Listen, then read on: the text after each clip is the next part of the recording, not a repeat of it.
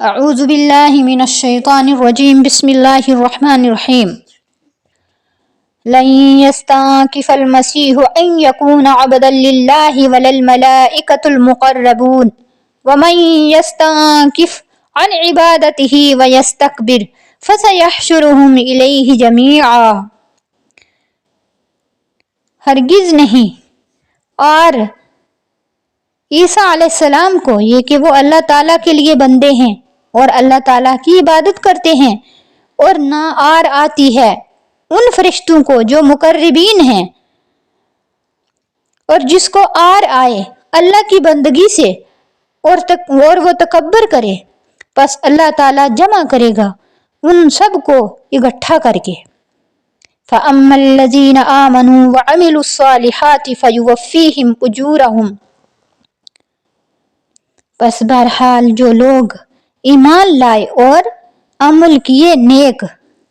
ایمان لانے کے ساتھ ساتھ نیک اعمال بھی کیے، ان لوگوں کے بارے میں فرمایا جا رہا ہے پس اللہ تعالیٰ ان کو اجر دے گا، وَيَزِيدُهُم مِّن فَضْلِهِ، اور ان کے اجر کو اللہ تعالیٰ اپنے پاس سے بڑھا بھی دے گا اپنے فضل سے۔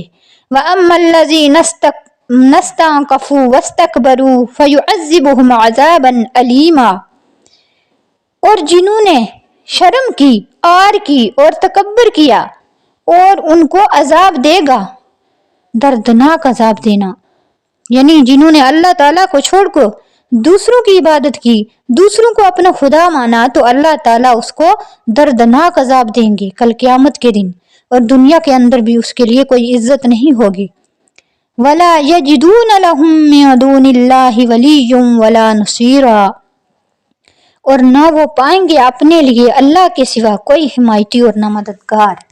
اللہ کے بغیر ان کا کوئی مددگار نہیں ہوگا، کوئی یار نہیں ہوگا قیامت کے دن۔ اللہ تعالیٰ کا بندہ ہونا اعلیٰ درجہ کی شرافت اور عزت ہے۔ لن يستنكف المسیح ان يكون عبدا للہ، یعنی مسیح کو، اللہ تعالیٰ کے لیے عیسیٰ علیہ السلام کو اللہ کا بندہ ہونے میں کوئی آر نہیں، کوئی شرم نہیں تھی، اور نہ ہی اللہ کے مقربین فرشتوں کو آر تھی، اسی لیے کہ اللہ کا بندہ ہونا اور اس کی عبادت کرنا اور اس کے حکموں کو ماننا اور اللہ تعالیٰ کی حکموں کے اوپر چلنا تو اعلیٰ درجہ کی شرافت اور عزت ہے۔ حضرت مسیح علیہ السلام اور ملائکہ یعنی فرشتے مقربین سے اس نعمت کی قدر و قیمت پوچھئے،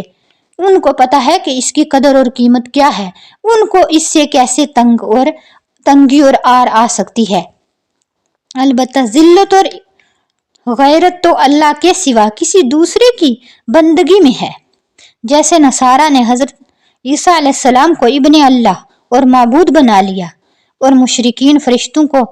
بیٹیاں مان کر ان کی اور بتوں کی عبادت کرنے لگے تھے،